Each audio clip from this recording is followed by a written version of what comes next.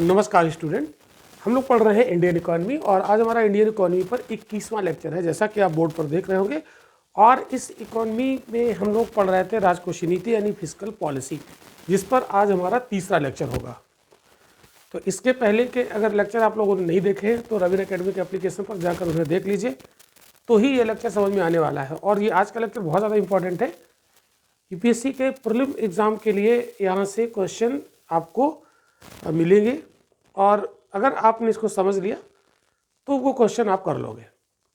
आसान होगा, टफ नहीं होगा। देखिए, ऐसा नहीं होता कि इकोनॉमी में बहुत घुस के पूछेगा, कॉमन क्वेश्चन पूछता है। कॉमन बातें अगर आपको, सामान्य बातें अगर आपको क्लियर हैं तो आप उस क्वेश्चन को कर लोगे, क्योंकि यूपीएससी को ही पता है कि हम इकोनॉमिक्स का क्वेश्चन नहीं, मोटा मोटा जो इकोनॉमी का कॉन्सेप्ट है, जो एक यूपीएससी के एस्पिरेंट से उम्मीद होती है, उतना ही पूछता है वो।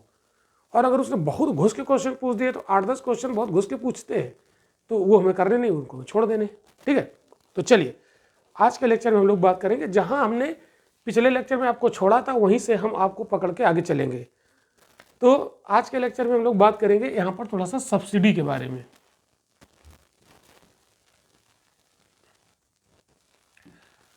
Subsidy, okay. तो ये सब्सिडी क्या है और सब्सिडी जो भारत सरकार है, सब्सिडी वाला जो एक्सपेंडिचर होता है वो किस टाइप का एक्सपेंडिचर होता है, यहाँ पर ये बात आपको जाननी है। तो जैसे मान लो किसी भी वस्तु या सेवा को उसके उत्पादन लागत मूल्य या आर्थिक लागत मूल्य से कम मूल्य पर आपूर्ति किया जाए, है ना। देखो समझो, ये तो हमने एक डेफिनेशन इसकी बताई। देखो कैसे, समझो कैसे। जैसे मान लो कि कोई वस्तु या कोई सेवा हम खरीद रहे हैं, सपोज दैट एक सिलेंडर वाली गैस का सिलेंडर खरीद रहे हैं या कोई फर्टिलाइजर खरीद रहे हैं, ठीक है। तो उसका उत्पादन लागत मूल्य होता है ना, उत्पादन लागत मूल्य, production cost price. Cost price जिसको कहते हैं, मैं पढ़ा चुका हूँ पहले क्या होता है कॉस्ट प्राइस, ठीक है, फैक्टर कॉस्ट, है ना। तो ये मतलब 1000 रुपये का है, ठीक है, 1000 रुपये का है और इसको अगर 800 में उपलब्ध करा दिया जाए, ठीक है, 1000 का है और इसको कितने में उपलब्ध करा दिया जाए, 800 रुपये में उपलब्ध करा दिया जाए, तो 200 रुपये हमारे बचे ना। तो ये जो 200 रुपये यहाँ पर हमें कम में मिला, ये 200 रुपये की भरपाई कौन करेगा? जिस कंपनी का ये प्रोडक्ट है उसको तो पूरे 1000 ही मिलेंगे, लेकिन हमने 800 दे के उसको खरीद लिया, यानी 200 रुपये ये हमारी तरफ से किसने अदा कर दिए होंगे? ये गवर्नमेंट ने अदा कर दिए होंगे। यही है सब्सिडी, ठीक है। तो ये बात आपको याद रखना है, सब्सिडी। तो ये सब्सिडी बेसिकली जो 200 रुपये सरकार अपनी तरफ से दे रही है, ये एक सहायता है, सरकारी सहायता है।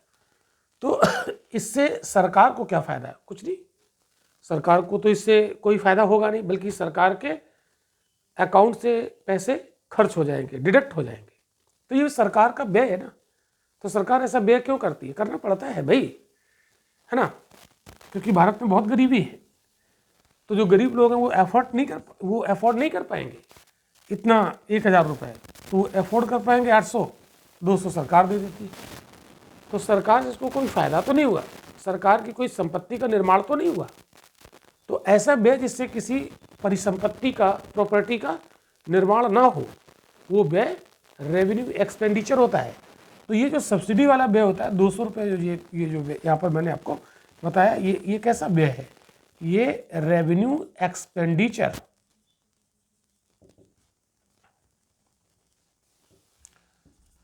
राजस्व व्यय। अभी हम इसके कुछ कॉन्सेप्ट सीखने के बाद हम कुछ क्वेश्चन की प्रैक्टिस भी करेंगे, है ना। 1-2 क्वेश्चन भी हम आपको यहाँ पर कराएंगे, जैसे जो यूपीएससी में कभी पूछे गए हैं, वो किस टाइप से पूछता है और कितने आसानी से उसे आप हल कर पाओगे। तो इतनी बात आपको समझ में आ गई। तो जो सब्सिडी के तहत सरकार पैसा खर्च करती है वो रेवेन्यू एक्सपेंडिचर होता है। और रेवेन्यू एक्सपेंडिचर बहुत अच्छा नहीं माना जाता है। अगर ये बहुत ज़्यादा होगा तो फिर घाटे बहुत ज़्यादा बढ़ते जाएंगे और सरकार की इनकम उससे कुछ होगी नहीं, ठीक है। तो ये बात आपको याद रखनी है। नेक्स्ट, अब हम एक बात करते हैं थोड़ा सा ग्रांट पर। सब्सिडी और ग्रांट, सब्सिडी समझ में आ गया, अब ग्रांट देख लेते हैं हम लोग। ग्रांट क्या होता है?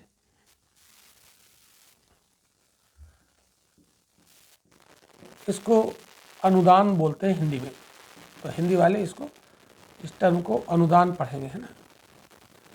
ग्रांट, अनुदान।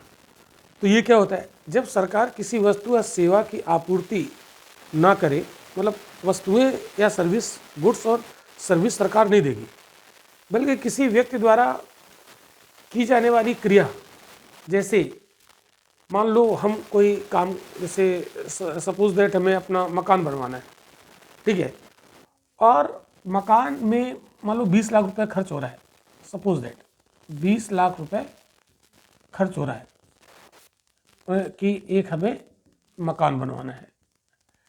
20 लाख तो ज़्यादा हमने कर दिया ना, इस पर सब्सिडी नहीं देगा, ये तो बड़े आदमी का काम हो गया। जैसे मान लो 1 लाख रुपए खर्च हो रहा है, एक छोटा सा मकान बनवाना है और 1 लाख रुपए उसमें खर्च है, ठीक है। तो हमने, मेरे पास 60,000 है, 60,000, तो 40,000 कम पड़ रहा है। तो जो 40,000 कम पड़ रहे हैं, तो ये 40,000 सरकार हमें दे दी। 40,000 हमको क्या दे दी? सरकार ने दे दिया। 40,000 सरकार ने दे दिया, सरकार ने दे दिया। ये सरकार मांगेगी नहीं, दे के भूल जाएगी। यही तो अनुदान है, दे दो, मदद कर दिया ना। ये क्या है? ये भी तो एक प्रकार की मदद ही है, सरकार की तरफ से हेल्प है, दे दिया सरकार ने। तो सरकार हमें कोई गुड्स या सर्विसेज नहीं देगी, लेकिन हम अगर कोई क्रिया कर रहे हैं, मकान बनवा रहे हैं, या मान लीजिए अपने खेत की सिंचाई करने के लिए ट्यूबवेल लगवा रहे हैं, है ना। किसानों को सरकार काफ़ी सुविधा ग्रांट जैसे देती है, तो ट्यूबवेल लगवा रहे हैं, ट्यूबवेल में 2 लाख खर्चा आ रहा है, 1 लाख सरकार ने दे दिया, 1 लाख हमने लगा दिया, लग गया ट्यूबवेल, होने लगी सिंचाई, ठीक है। और सरकार वो 1 लाख मांगेगी नहीं, क्या है? ग्रांट है, दे दिया, भूल गए। फिर आप कहेंगे सर ये तो सब्सिडी जैसा ही लग रहा है। हाँ, आपको लगेगा सब्सिडी जैसा, लेकिन ये सब्सिडी इसको नहीं बोलते हैं, इसके लिए ये एक नया शब्द यूज किया गया, ग्रांट, ठीक है। तो लेकिन जब सरकार अपने बजट में इसको दिखाती है ना, तो बजट की दृष्टि से सब्सिडी और ग्रांट को एक ही वर्ग में रखा जाता है, ठीक है। तो ग्रांट और सब्सिडी, ये पॉइंट आप नोट कर लीजिएगा, बजट की दृष्टि से सब्सिडी और ग्रांट एक ही वर्ग के होते हैं, इसलिए इन्हें एक साथ राजस्व खाते में दिखाया जाता है। तो चाहे ग्रांट हो चाहे सब्सिडी हो, ये जो एक्सपेंडिचर होता है ये राजस्व व्यय होता है भाई। ये कैसा होता है? रेवेन्यू एक्सपेंडिचर, ये रेवेन्यू एक्सपेंडिचर होता है, ठीक है। चाहे वो सब्सिडी वाला एक्सपेंडिचर हो और चाहे वो ग्रांट वाला एक्सपेंडिचर हो, इसको आप याद रखिएगा। तो वैसे अनुदान देना क्या अच्छा होता है? एक दृष्टि से अगर देखा जाए, क्या अनुदान देना अच्छा होता है? थोड़ी देर के लिए तो अच्छा लगेगा, थोड़ी देर के लिए तो अच्छा लगेगा, और आपको भी अच्छा लगेगा कि यार हमने इसकी मदद कर दी, और जो मदद ले रहा है उसको तो अच्छा लगेगा कि हमें ये चीज़ सरकार ने फ्री दे दी, मतलब कुछ हमने किया, कुछ सरकार ने मदद कर दी। इससे क्या होगा? आदमी काहिल हो जाएगा। काहिल जानते हो, है ना काम करने की आदत, ठीक है। तो ये ग्रांट देने से कहीं ज़्यादा अच्छा है उस व्यक्ति को काबिल बना दिया जाए। अनुदान देने से अच्छा है कि उसे काबिल बना दिया जाए कि वो बाद में उसको अनुदान की जरूरत ही ना पड़े, ठीक है। तो ये दो दृष्टि, मतलब एक दृष्टि तो ये हो गई। एक दृष्टि से देखा जाए कि अच्छा नहीं, क्योंकि आप कब तक किसकी मदद करोगे? एक बार दो बार, अगर उसे काबिल बना दो तो कभी मदद नहीं करनी पड़ेगी, वो खुद ही अपनी मदद कर लेगा। तो एक दृष्टि ये अच्छा नहीं। दूसरा, ग्रांट देने से सरकार के बजट पर भी बोझ पड़ता है, क्यों भाई? सरकार का जो राजस्व व्यय होता है ना, वो बढ़ता जाता है, और ये राजस्व व्यय से सरकार को कोई इनकम नहीं होती है। मतलब इनकम क्या मतलब? एक्सपेंडिचर होता है, इसके बदले में कोई सरकार की संपत्ति का निर्माण नहीं होता है। तो हो सके जहाँ तक वहाँ तक राजस्व व्यय को कम करना चाहिए। आगे अभी चीज़ें और समझ में आएंगी। तो इतनी बात समझ में आ ही गई होगी आपको। अब हम लोग जैसे पिछले क्लास में हमने कुछ चीज़ें आपको और बताई थी, तो उसके जरा हम आपको रिमाइंड करा देते हैं। जैसे मैं आपको बताया था पूंजीगत प्राप्तियां और पूंजीगत व्यय, पिछले क्लास में हमने आपको पढ़ाया था, देख लीजिएगा। तो जैसे जो हमारा बजट होता है, कैपिटल बजट की अगर बात करें, पूंजीगत बजट, एक टर्म आपको मिलेगा पूंजीगत बजट। ये यूपीएससी में यही टर्म का ही खेल है, ठीक है। तो पूंजीगत बजट, तो बजट में क्या होता है भाई, पहले बजट जानो, पूंजीगत थोड़ी देर के लिए भूल जाओ। तो बजट में क्या होता है, आय और व्यय, समझना ध्यान से, क्या होता है आय और व्यय, इनकम और एक्सपेंडिचर। तो आय को हम प्राप्तियां भी कहते हैं, क्या कहते हैं इसको, हम प्राप्तियां भी कहते हैं, रिसिट्स, प्राप्तियां, ठीक है। और एक्सपेंडिचर, तो चूंकि हम बात अभी यहां पर कर रहे हैं पूंजीगत की, तो इसके पहले आप पूंजीगत सब जोड़ दो, पूंजीगत यहां जोड़ दो और यहां भी आप पूंजीगत जोड़ दो, ठीक है। तो पूंजीगत प्राप्तियां और पूंजीगत व्यय। तो पूंजीगत बजट यानी जो कैपिटल बजट, ठीक है, वो क्या होता है, उसमें कैपिटल रिसिट्स और कैपिटल एक्सपेंडिचर। तो ये हम पिछले क्लास में आपको बहुत अच्छे से समझा चुके हैं कि पूंजीगत प्राप्तियां क्या होती हैं और पूंजीगत व्यय क्या होता है, ये बहुत अच्छे से समझा चुके हैं। तो पिछले लेक्चर में आप देख लीजिएगा उसको, ठीक। तो अब यहाँ पर हम इसे डिटेल में पढ़ाने वाले नहीं हैं। नेक्स्ट आगे बढ़ते हैं। अब हम लोग देखेंगे बजट में कई प्रकार के जो घाटा होता है, इसको समझते हैं। डेफिसिट, बजट में बहुत सारे डेफिसिट कई प्रकार के होते हैं, तो हम लोग यहाँ पर बजट डेफिसिट की बात करेंगे, इसके कॉन्सेप्ट को समझेंगे। तो घाटा, हमारे बजट में घाटा भी होता है। घाटा कब होता है, घाटा कब होता है, जब आय कम हो व्यय ज़्यादा हो, इनकम कम हो एक्सपेंडिचर ज़्यादा हो, बजट हमेशा घाटे का बनेगा, ठीक है। अब ये घाटे कितने टाइप के होते हैं, इनको यहाँ पर समझना है, और यहाँ से प्रीलिम में क्वेश्चन भी बनता है, मेंस में भी बनेगा। इन टर्म को समझना पड़ेगा, इस कॉन्सेप्ट को समझना पड़ेगा। तो सबसे पहले बात करते हैं हम लोग राजस्व घाटा की। राजस्व घाटा, इंग्लिश में इसको बोलते हैं रेवेन्यू डेफिसिट। रेवेन्यू डेफिसिट, राजस्व घाटा, रेवेन्यू डेफिसिट, राजस्व घाटा। अब घाटा जैसे हमने बताया आपको, आय और व्यय, आय ज़्यादा व्यय कम, हो गया घाटा। लेकिन यहाँ पर लगा हुआ है राजस्व घाटा, सिर्फ हमने घाटा समझा, आय ज़्यादा व्यय कम, हो गया घाटा। लेकिन यहाँ पर हमें राजस्व घाटा की बात करनी है। तो राजस्व घाटा समझने के लिए हमें क्या करना पड़ेगा, देखो एक मिनट,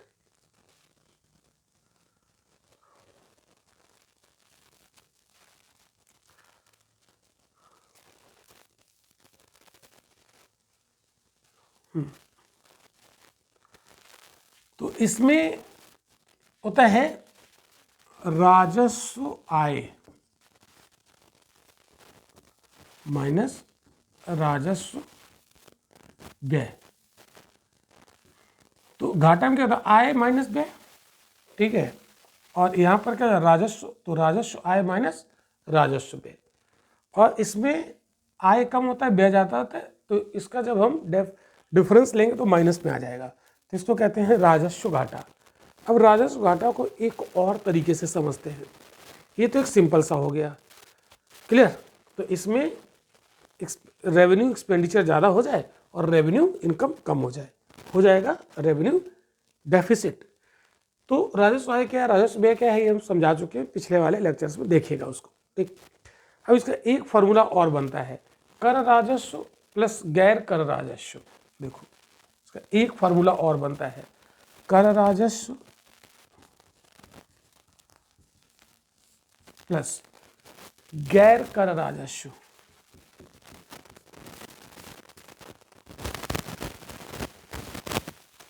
माइनस आयोजनागत राजस्व व्यय,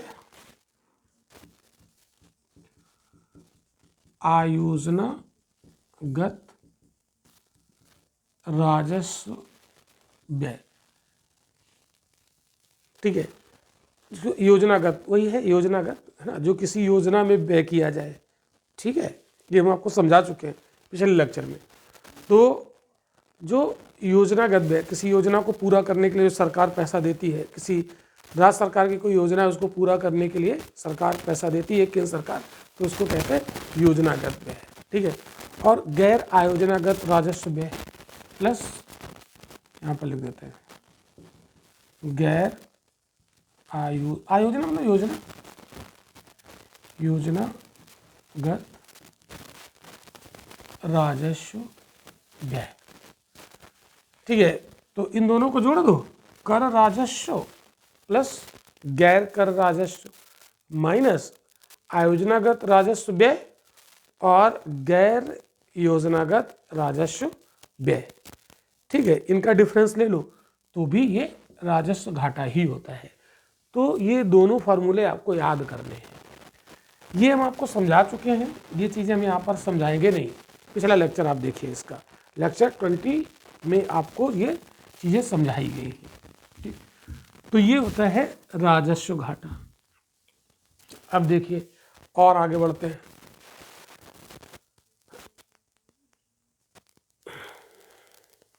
अब इसे एक यहीं पर कॉन्सेप्ट जुड़ेगा, प्रभावी राजस्व घाटा, इफेक्टिव रेवेन्यू एक्सपेंडिचर। इसको समझो, प्रभावी राजस्व घाटा, ये क्या होता है प्रभावी राजस्व घाटा, इसको समझ लेते हैं। तो ये बेसिकली एक नया कॉन्सेप्ट है जिसे 2011 और 12 के बजट में लाया गया था, पहली बार इसका इस्तेमाल किया गया था। तो आप यहाँ लिख सकते हो, यह है एक नई अवधारणा, ये शुरू में नहीं थी। ठीक है, न्यू कॉन्सेप्ट है, नई अवधारणा है जिसका पहली बार प्रयोग या इस्तेमाल 2011-12 का जो यूनियन बजट था उसमें किया गया था। 2011-12 के संघीय बजट में किया गया था।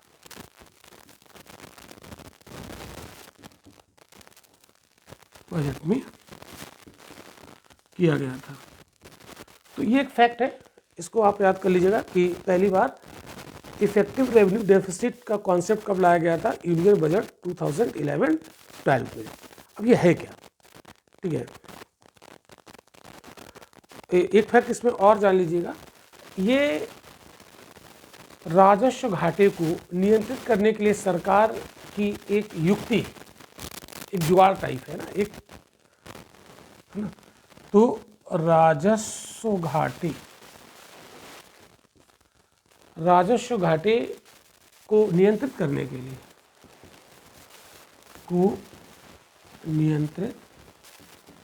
करने का एक तरीका है,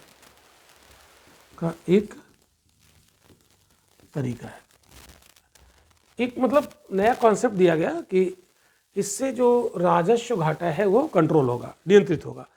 तो राजस्व घाटा चूंकि दिन पर दिन बढ़ रहा है, ठीक है, बढ़ रहा था, तो ये बहुत ज़्यादा बढ़ेगा तो दिक्कत आ जाएगी।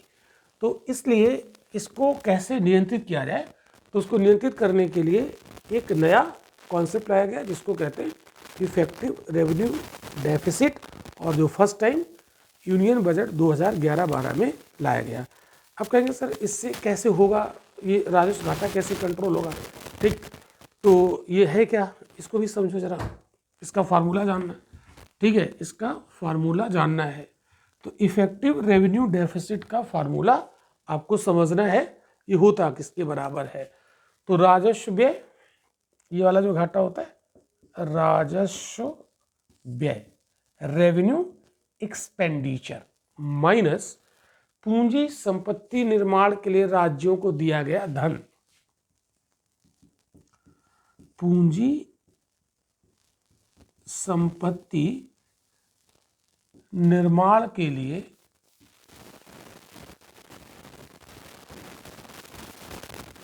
राज्यों को दिया गया धन। अब कहेंगे सर इसमें रेवेन्यू डेफिसिट कैसे कम हो जाएगा? इस फार्मूले को समझो भाई, है ना। प्रभावी राजस्व घाटा किसके बराबर होता है? जितना भी राजस्व व्यय हम लोग कर रहे हैं, हम मतलब हमारी सरकार, मतलब केंद्र सरकार जितना भी रेवेन्यू एक्सपेंडिचर करती है उसमें से हमें क्या माइनस करना है? पूंजी संपत्ति निर्माण के लिए राज्यों को दिया गया धन।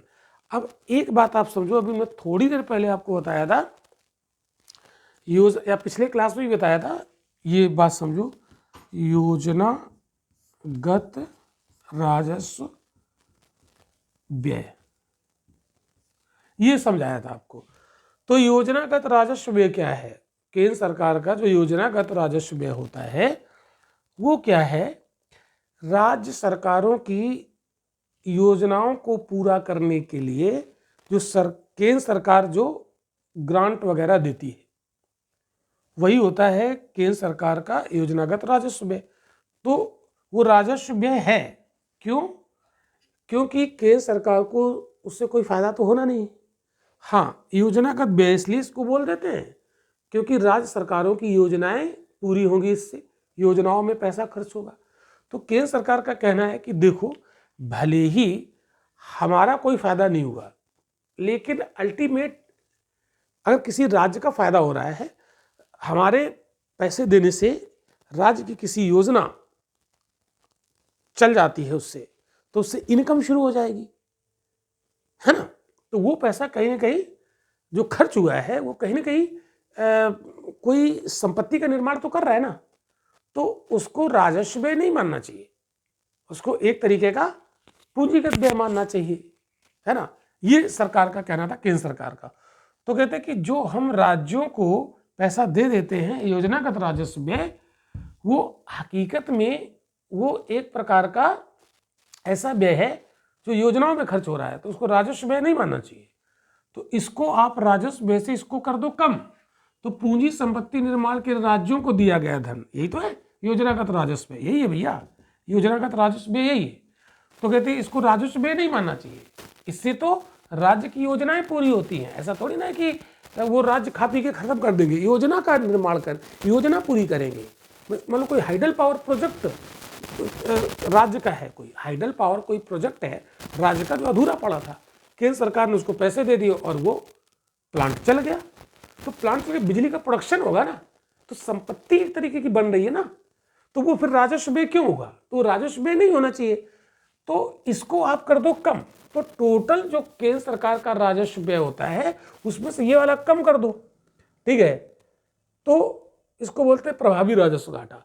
तो जो राजस्व घाटा बढ़ रहा था उसमें हम ये जोड़ते थे, तो वो जोड़ के ना उसको आप घटा दो, तो टोटल राजस्व व्यय हमारा कम हो जाएगा। तो राजस्व व्यय जो बहुत ज्यादा दिख रहा है वो कम दिखेगा आप जब हम इसको घटा देंगे। इतनी बात समझ में आ गई? ध्यान से समझना, ना समझ में आए तो आप कमेंट करके पूछ लीजिएगा।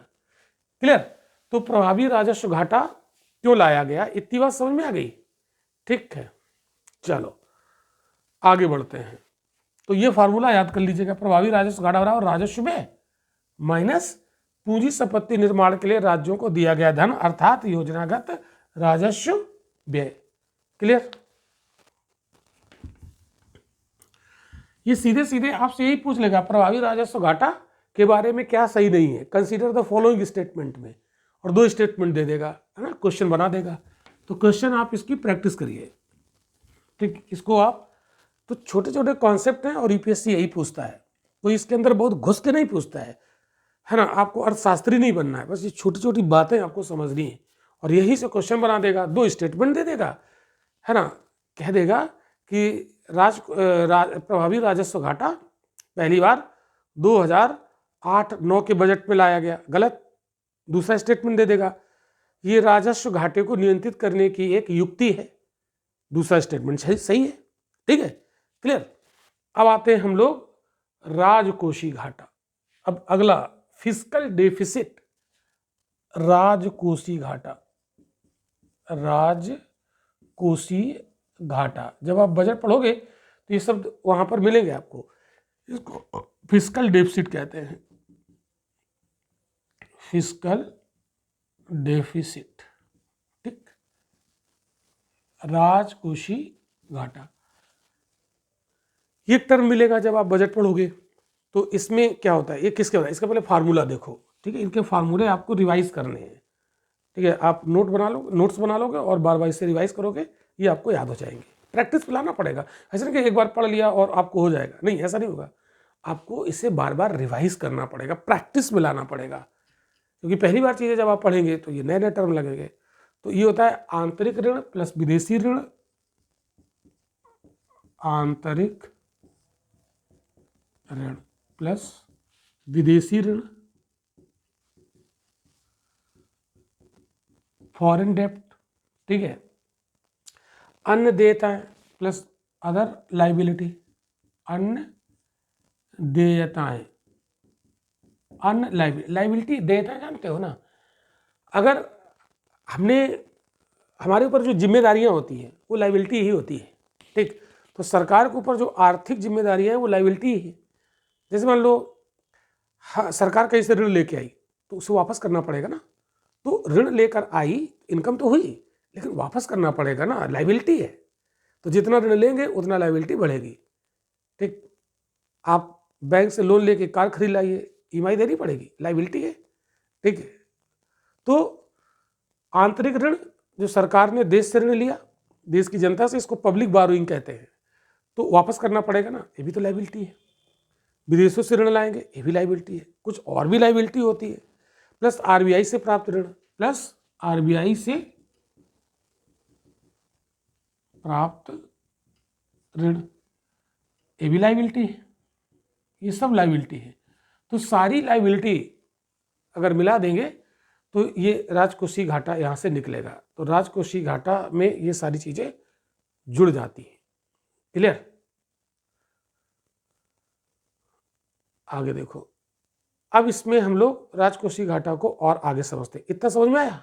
इसको रब कर देते हैं, इसको आप नोट कर लीजिएगा, ये भी काम आएगा। अब देखो, सरकार की कुल प्राप्ति, यहां पर लिखता हूं, सरकार की कुल प्राप्ति, टोटल रिसीट, सरकार की कुल प्राप्ति। अब कुल प्राप्ति में क्या क्या आ जाएगा? राजस्व प्लस पूंजीगत, है ना, पूंजी, ठीक। तो यहां पर क्या जाएगा? कुल प्राप्ति में क्या होगा?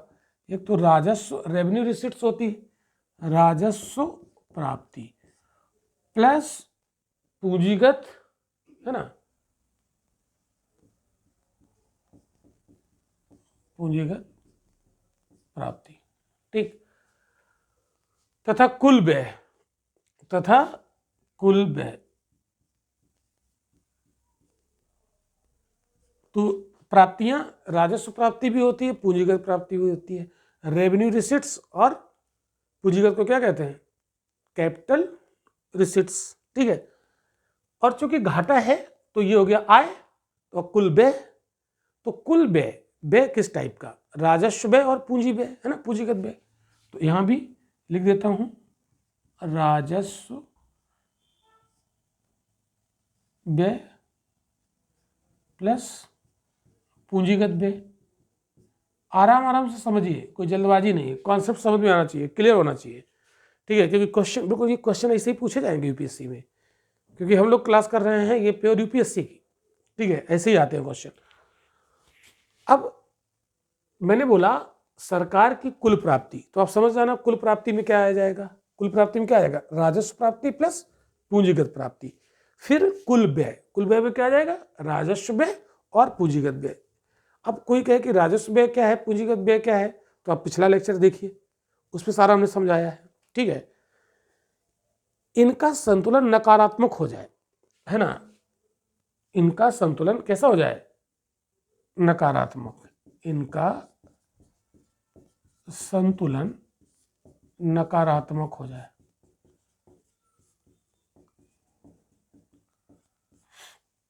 ठीक है, निगेटिव हो जाए, तो यह राजकोषीय घाटे को दर्शाता है। तो यह राजकोषीय घाटे को दर्शाता है। और ऊपर हमने आपको पहले बताया कि जितनी भी लाइबिलिटीज होती है सरकार की वो सब राजकोषीय घाटे में रहते हैं। ठीक है, तो इनका जो संतुलन है वो नकारात्मक। संतुलन क्या होगा, आय ज़्यादा हो व्यय कम हो।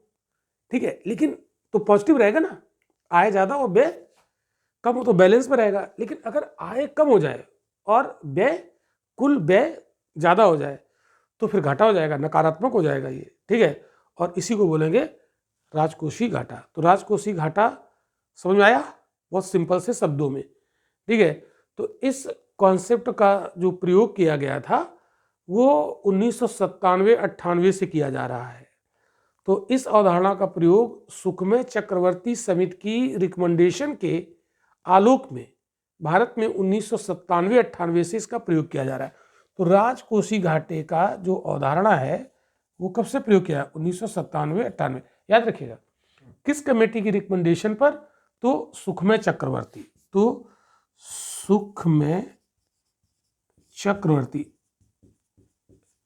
समिति की सिफारिश की, चक्रवर्ती समिति यानी कमेटी की सिफारिश के आलोक में, है ना,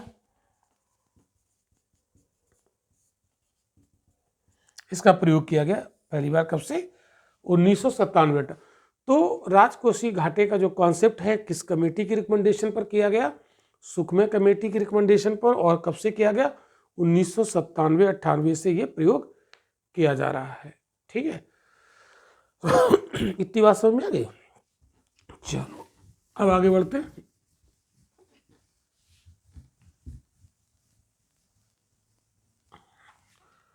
अब आते हैं हम लोग बजटरी घाटा पर।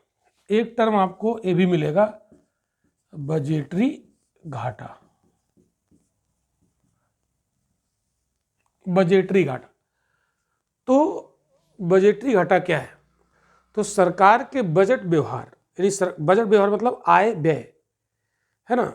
तो सरकार के बजट व्यवहार अर्थात आय व्यय के कारण मुद्रा की पूर्ति में कितनी वृद्धि हुई। ठीक है, मुद्रा की पूर्ति में कितनी वृद्धि हुई, समझना ध्यान से। सरकार के बजट व्यवहार, यहां पर लिखता हूं, सरकार के बजट व्यवहार। तो जहां पर बजट शब्द आ जाए तो मतलब आय और व्यय, आय व्यय ही तो होता है बजट। तो बजट व्यवहार हम लिख देंगे आय व्यय, है ना, ये हो गया बजट व्यवहार। बजट व्यवहार में क्या होता है, आय व्यय यही तो किया जाता है। ठीक है, के कारण, आय व्यय के कारण मुद्रा की आपूर्ति में कितनी वृद्धि हुई, मुद्रा की पूर्ति में कितनी वृद्धि हुई।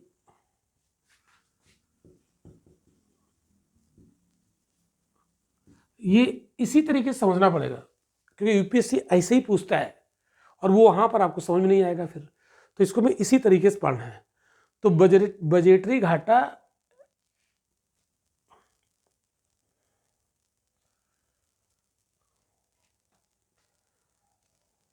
ठीक है, बजटरी घाटा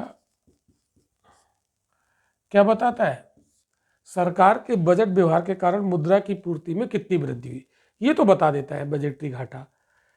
ठीक है, लेकिन लेकिन ध्यान समझना, सरकार की आरबीआई के प्रति देयता में कितनी वृद्धि हुई, ठीक है, ये स्पष्ट नहीं करता है।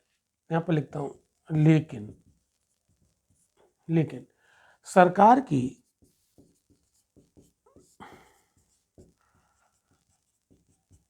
आरबीआई के प्रति देयता, लाइबिलिटी, देयता मतलब लाइबिलिटी, देयता में कितनी वृद्धि हुई,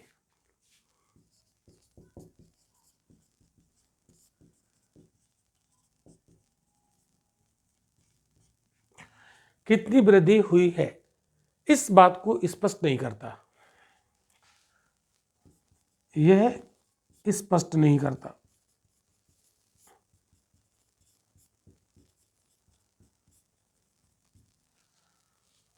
तो इसको स्पष्ट कौन करेगा? इसको स्पष्ट करने के लिए राजकोषीय घाटे का कॉन्सेप्ट लाया गया, क्योंकि राजकोषीय घाटे में हमने आपको शुरू में बताया, याद करो, बताया आरबीआई के प्रति लाइबिलिटी सरकार की, बताया शुरू में, ठीक है। तो बजटरी घाटा क्या है? ठीक है, सरकार के बजट व्यवहार यानी आय और व्यय के कारण मुद्रा की पूर्ति में कितनी वृद्धि हुई, इसको समझो, मुद्रा की पूर्ति में, ये टर्म।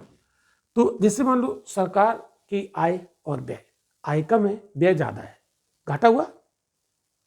उस घाटा को पूरा करने के लिए कहीं ना कहीं से मुद्रा की पूर्ति तो करेगा ना, कहीं ना कहीं से ऋण तो लाएगा सरकार, है ना। घाटे को पूरा करने के लिए ऋण तो लाएगा ना कहीं से।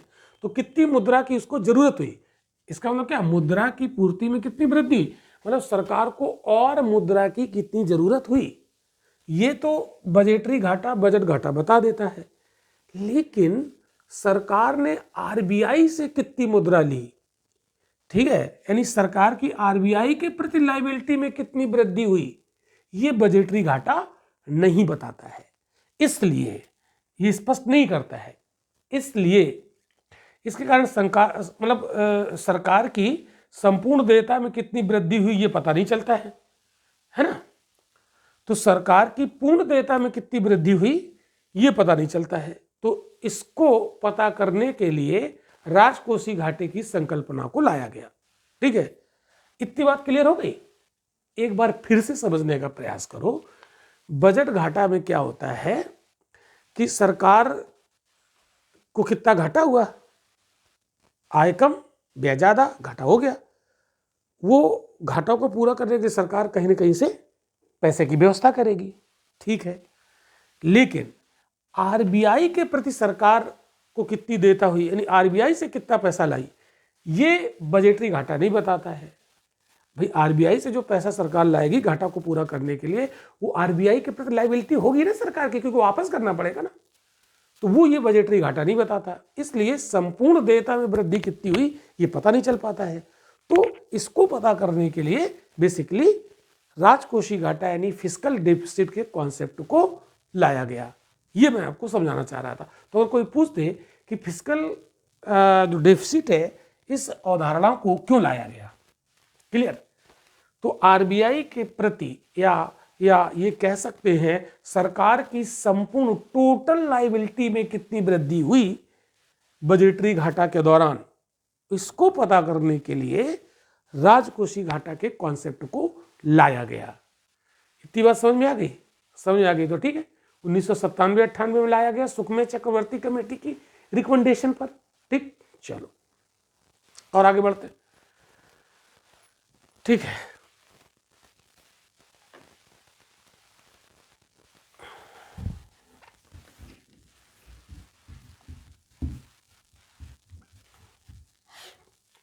अब देखो, तो राजकोषीय घाटा का एक फार्मूला और निकलेगा यहां से,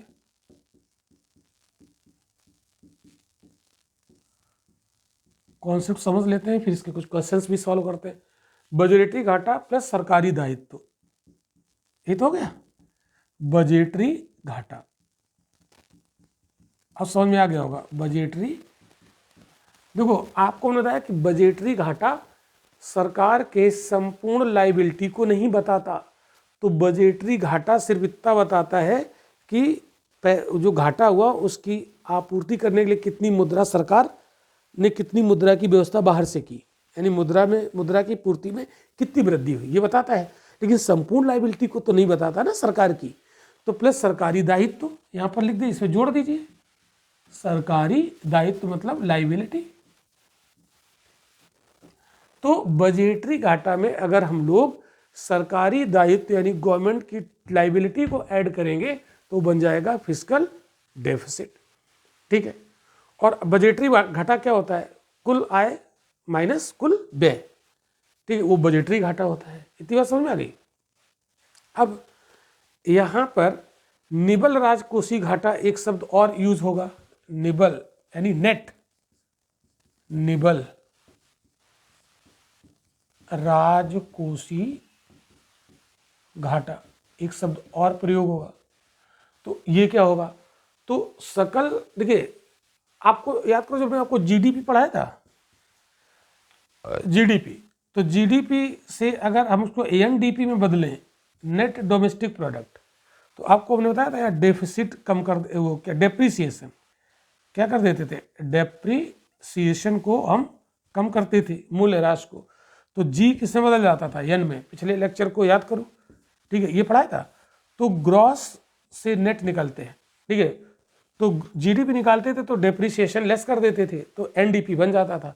बट यही है यहाँ पर, राजकोषीय घाटा है तो फिस्कल डेफिसिट, ये नेट फिस्कल डेफिसिट निकालना है। तो किसी न किसी चीज को माइनस करेंगे ना, किससे, सकल से।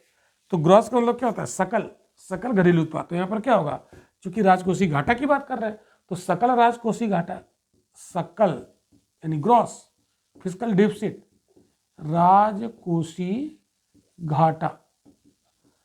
और जैसे यहां माइनस किया था, तो ऐसे यहां माइनस करेंगे, ऋण की अदायगी क्या कर देंगे, माइनस ऋण की अदायगी, कि कितना ऋण अदा करना है, ठीक है। तो सकल राजकोषीय घाटा से अगर हम माइनस कर दें ऋण की अदायगी, कितना लोन हमें पे करना है, ठीक है, सरकार को जो इधर उधर से लाई है, तो उसको घटाने से क्या निकल आएगा, नेट, नेट निकलेगा, नेट, ठीक है। तो अगर हम नेट में ऋण की अदायगी को जोड़ दें तो सकल राजकोषीय घाटा यानी ग्रॉस फिस्कल डेफिसिट निकल आएगा। इसको उठा के इस तरफ से इस तरफ ला तो उधर माइनस तो इधर प्लस हो जाएगा। तो अगर आप सपोज दे सकल राजकोषीय घाटा किसके बराबर होता है, ग्रॉस फिस्कल डेफिसिट किसके बराबर होता है, तो नेट फिस्कल डेफिसिट प्लस ऋण की अदायगी। तो ये फॉर्मूला भी आपको याद रखना है। क्लियर, इतनी बात क्लियर। तो अब देखो यहां से एक क्वेश्चन पूछते हैं, राजकोषीय घाटा से एक क्वेश्चन आपसे, मान लो एक क्वेश्चन पूछा जाए, ध्यान से इसका जवाब देना। राजकोषीय घाटा है, क्वेश्चन आ गया, राजकोषीय घाटा है। अब ये क्वेश्चन पूछ दिया, ये क्या है, चलिए, कुल व्यय माइनस कुल प्राप्तियां, पहला ऑप्शन, कुल व्यय माइनस कुल प्राप्तियां, कुल प्राप्तियां, ठीक है। दूसरा ऑप्शन बी, राजस्व व्यय माइनस राजस्व प्राप्तियां, राजस्व व्यय माइनस राजस्व प्राप्तियां, revenue expenditure minus revenue receipts, प्राप्तियां, ठीक। सी ऑप्शन, सी में दिया पूंजीगत व्यय माइनस पूंजीगत प्राप्तियां, पूंजीगत व्यय माइनस पूंजीगत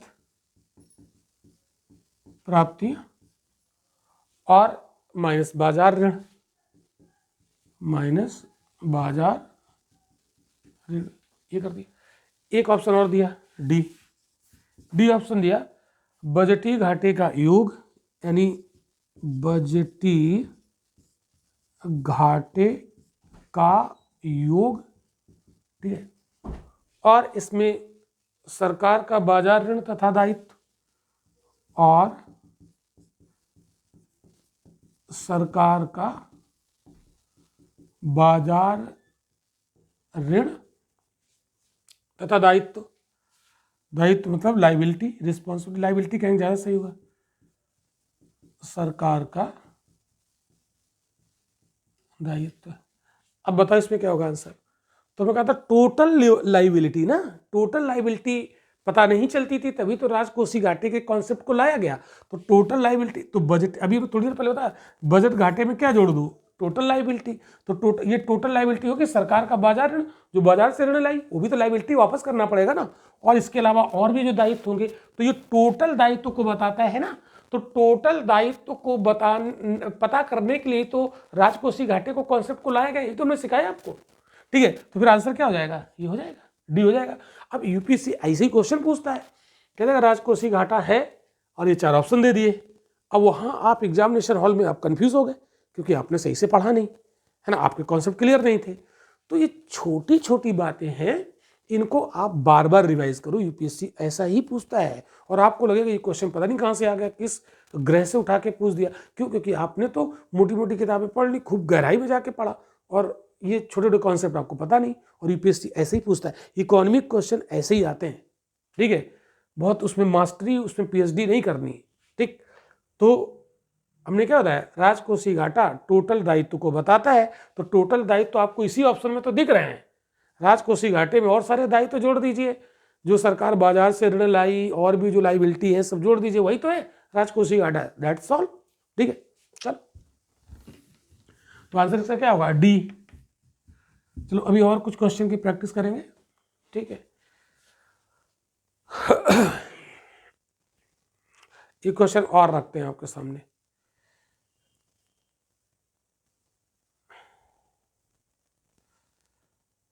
वन मिनट, एक क्वेश्चन है कहीं पर। हाँ देखो, ये एक क्वेश्चन है, निम्नलिखित में से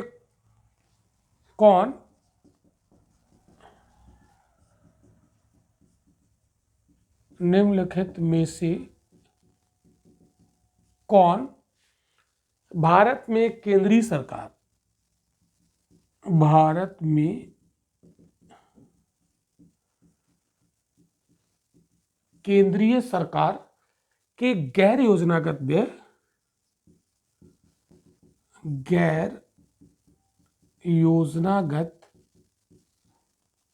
व्यय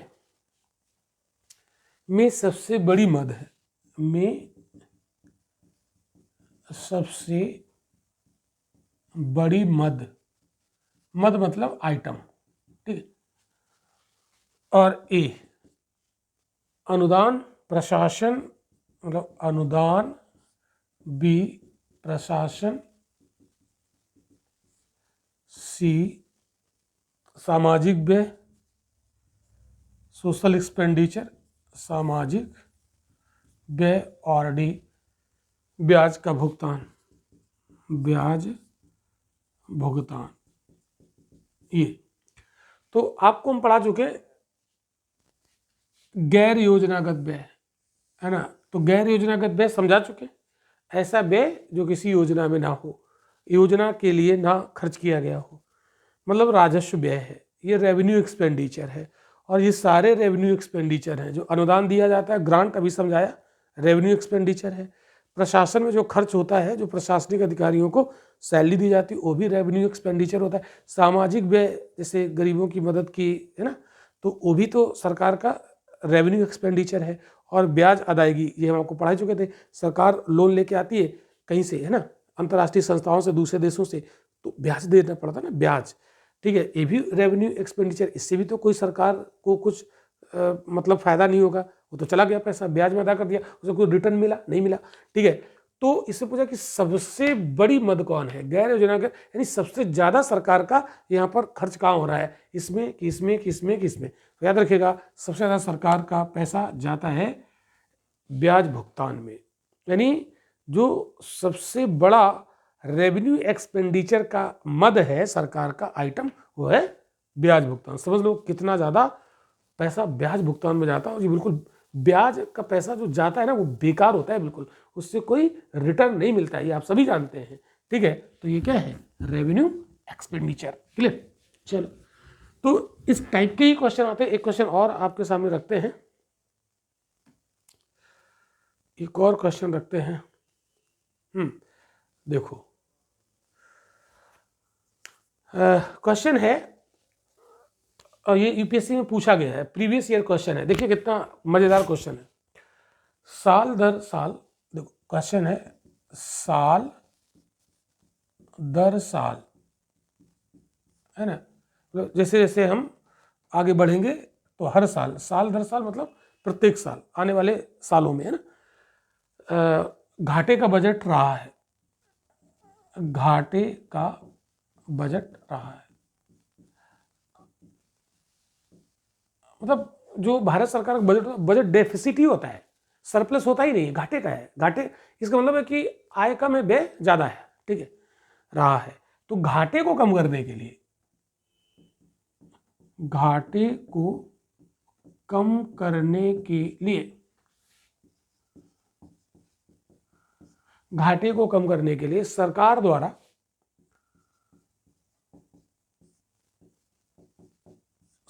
द्वारा निम्नलिखित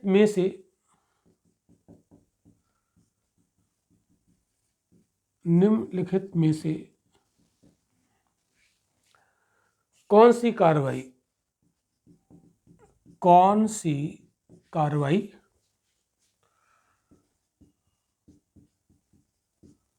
या कार्रवाइयां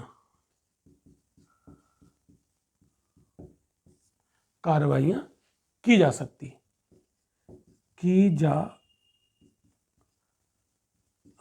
है या है, ये क्वेश्चन। ठीक है, तो लेकिन साल दर साल घाटे का बजट रहा है, मतलब सरकार का बजट घाटे में रहता है, तो इसका मतलब आय कम है, एक्सपेंडिचर ज़्यादा है, तो कहते हैं कि इससे घाटा हो रहा है। तो सरकार इनमें से कौन से कदम या कौन सी कार्रवाइयाँ करेगी जिससे कि राजस्व, मतलब जो बजट का घाटा है वो कम हो जाए। यानी बजट घाटे को कम करने की बात कही है इसने, किसी राजस्व घाटे, राजकोषीय घाटे, ऐसे घाटे की बात नहीं कि बजटरी घाटे को कम करने का कौन सा कदम सरकार उठाएगी। तो इसमें लिखा है पहला, राजस्व व्यय को घटाना, राजस्व व्यय को घटाना। अब हम आपको सिखा चुके हैं रेवेन्यू एक्सपेंडिचर, है ना, राजस्व व्यय क्या होता है। दूसरा दिया है नवीन कल्याणकारी योजनाओं को प्रारंभ करना, नवीन कल्याणकारी योजनाओं को प्रारंभ करना। तीसरा इसमें दिया है सब्सिडी को युक्त संगत बनाना, सब्सिडी को युक्त संगत बनाना। चौथा, आयात शुल्क को कम करना, आयात शुल्क को कम करना। और इसमें ऑप्शन कूट दिया है, कूट यहां पर प्रयोग किए गए हैं। ए केवल एक, बी में दिया है केवल 2 और 3, केवल 2 और 3। इसका सी में दिया है केवल 1 और 3, केवल 1 और 3। और डी में दिया है उपर्युक्त सभी, उपर्युक्त सभी। ये तो ये देखो, ये क्वेश्चन ध्यान से पढ़ो और आंसर करो। तो आप ये बताओ कि इसमें आपको पता है कि जो बजट घाटा है इसको कम करने की सरकार इनमें से कौन कौन से कदम उठाएगी, और कूट से आपको आंसर चुनना है। तो हमने आपको बताया कि घाटे को कम करने के लिए राजस्व व्यय को तो कम करना ही पड़ेगा। राजस्व व्यय जो फर्जी का व्यय हो रहा है ना, यहाँ पर देखो फर्जी का व्यय है राजस्व व्यय। अगर यहीं पर पूंजीगत व्यय होता तो वो अच्छा होता, क्योंकि उसके खर्च से नई संपत्तियों का निर्माण होता, वो तो ठीक है। लेकिन राजस्व व्यय, तो राजस्व व्यय को घटाना, अगर राजस्व व्यय कम किया जाए तो बजट घाटा कम हो जाएगा, क्योंकि ये व्यय थोड़ा सा सही नहीं होता है। तो राजस्व व्यय एक ये है। और आप ये बताओ कि नवीन कल्याणकारी योजनाओं को प्रारंभ करना, तो नवीन कल्याणकारी योजनाओं में जो पैसा खर्च होगा, कल्याणकारी योजनाएं, कल्याणकारी योजना में कभी सरकार को फायदा नहीं होता है, कल्याण करने के लिए काम कर रही है ना, ठीक है। तो ये तो राजस्व व्यय हुआ, और इसको हम प्रारंभ करेंगे तो राजस्व व्यय और बढ़ जाएगा ना, तो और बढ़ जाएगा तो घाटा और हो जाएगा। तो ये 2 तो होगा नहीं, तो जहां 2 ऑप्शन है वो आंसर होगा नहीं, तो यहाँ 2 है, ये आंसर होगा नहीं। उपर्युक्त सभी, इसमें भी 2 है, ये आंसर होगा नहीं, ठीक है। तो 50% सही हो गया। अब आप देखो राजस्व व्यय को घटाना, ये तो है, तो ये तो यहाँ भी है, यहाँ भी है। अब यहाँ पर 3 नंबर को चेक करना पड़ेगा। सब्सिडी को युक्त संगत बनाना, यानी सब्सिडी वाला व्यय ये भी तो राजस्व व्यय होता है। तो युक्त संगत बनाना मतलब जहां बहुत जरूरी हो वहां पर सब्सिडी देना, हर जगह ना देना। तो युक्त संगत बनाएंगे तो राजस्व व्यय कम होगा ना, सब्सिडी का व्यय भी तो राजस्व व्यय होता है, तो ये भी होगा। तो ये कदम उठाए, ये कदम उठाए, तो आंसर क्या हो जाएगा? 1 और 3। तो ये क्वेश्चन पूछा गया था IAS 2016 या 17 में आया था, IAS 2016 में था। ठीक है, अब आप देखो कितना आसान क्वेश्चन होता है। ठीक है, अगर आपको बजट घाटा पता है, राजस्व व्यय, ये सब कॉन्सेप्ट अगर पता है, ठीक है, तो बड़े आराम से आप इसका आंसर निकाल लोगे। ठीक है, तो राजस्व व्यय को आप कम कर दीजिए, राजस्व व्यय ये भी है, ये भी राजस्व व्यय होगा, तो ये तो बढ़ रहा है, तो ये तो होगा नहीं। सब्सिडी को युक्त संगत बनाना, इससे राजस्व व्यय कम होगा, तो 1 होगा, 3 होगा। आयात शुल्क का कोई मतलब ही नहीं है यहाँ पर। आयात, अभी तक हमने कहीं आपको ये पढ़ाया राजकोषीय नीति, कहीं आयात शुल्क की बात की? तो ये तो फर्जी में पढ़ा रहे, तो बेकार का ऑप्शन है। ठीक है, समझ आ गई बात? तो कितने आसानी से क्वेश्चन सॉल्व होते हैं अगर आपने कॉन्सेप्ट को इस तरीके से समझा है। ठीक है, क्लियर? चलो और देखते हैं, और एक क्वेश्चन और करते हैं। ठीक है, और फिर हम लोग आगे बढ़ेंगे।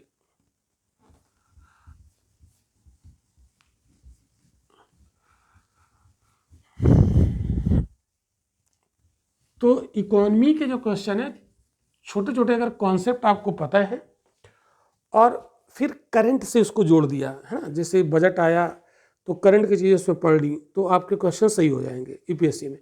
अब देखो अगला क्वेश्चन एक और डिस्कस करते हैं, और ये यूपीएससी 2014 या 15 का क्वेश्चन है, पूछा गया है संघ के बजट के संदर्भ में। तो संघ के बजट के संदर्भ में तो जहां पर बजट शब्द आ गया तो समझ लो राजकोषीय नीति का क्वेश्चन है। ठीक है, बजट के संदर्भ में निम्नलिखित में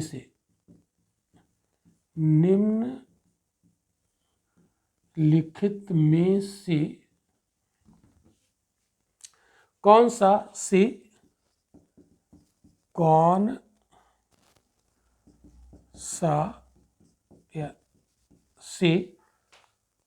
गैर योजना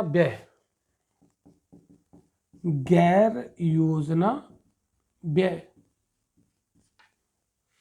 के अधीन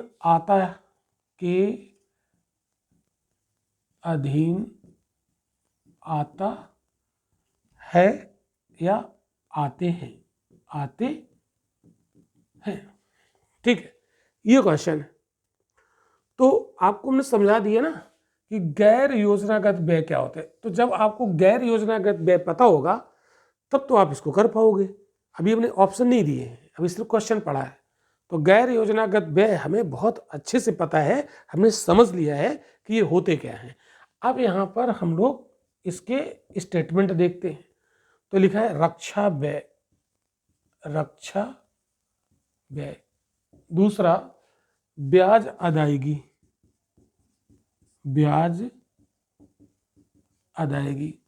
तीसरा वेतन एवं पेंशन,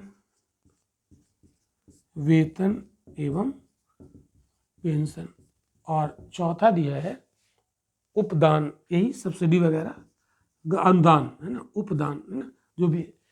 तो अब इसमें कूट दिए हैं, यूपीएससी का अपना स्टाइल है, कूट दिए हैं। कूट में पहला दिया है केवल एक, बी दिया है केवल 2 और 3, केवल 2 और 3, सी दिया है 1, 2, 3 और 4, 1, 2, 3 और 4, और डी दिया है कोई नहीं, इनमें से कोई नहीं। समझो, देखो गैर योजना व्यय यानी गैर योजनागत व्यय के अधीन आता है, तो आप समझे अच्छे से। देखो रक्षा व्यय, क्या ये योजनागत व्यय है? नहीं, ये राजस्व व्यय है, 1 हो गया। ब्याज अदायगी, ये तो अभी भी समझाया हमने, राजस्व व्यय होता है, ब्याज अदा कर दिया, क्या उससे हमें कुछ मिलेगा? नहीं, ये तो बहुत खराब चीज़ होती है ना। तो ये ब्याज अदायगी, राजस्व व्यय। तो योजनागत व्यय की बात, योजनागत व्यय जो है वो राजस्व व्यय, गैर योजनागत व्यय जो होता है वो राजस्व व्यय ही होता है। तो ये भी है, ये भी है, ये कोई योजना के तहत तो किए नहीं जाते। कितना सिंपल सा है। तो 1 हो गया, 2 हो गया, तो जहाँ पर 1 और 2 होगा वो आंसर हो जाएगा। तो 1 यहाँ है लेकिन 2 नहीं है, ये आंसर नहीं होगा। यहाँ 2 है लेकिन 1 नहीं है, तो ये आंसर नहीं होगा। और यहाँ भी 1 नहीं है, यह तो कोई नहीं, तो आंसर निकल आया तुरंत। कितना आसान है, ठीक। वेतन पेंशन हम आपको पढ़ा चुके हैं। वेतन देने से क्या सरकार को कुछ मिलता है रिटर्न?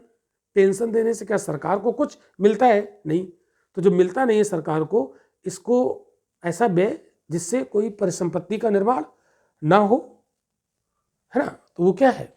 राजस्व व्यय, ठीक है। तो ये राजस्व व्यय है। ये ग्रांट, ये भी तो राजस्व व्यय है। तो आंसर क्या हो जाएगा? तो ये कब आया था? ये क्वेश्चन आया था यूपीएससी 2014। बताओ। तो अगर ये सब टर्म आपने सीखे हैं, समझे हैं, तो ये आंसर आप आसानी से निकाल लोगे, क्वेश्चन आप सॉल्व कर लोगे, इसमें कोई आपको दिक्कत नहीं होगी। Okay, clear? तो आज क्लास सही तक रखेंगे क्योंकि 1 घंटे हो चुके हैं। थोड़ा सा राजकोषी घाटा में अगर 15-20 मिनट का और कुछ बचा है तो हम लोग अगले लेक्चर में यहाँ पर इसको कवर कर लेंगे। आज यहीं तक, मिलते हैं अगले लेक्चर में।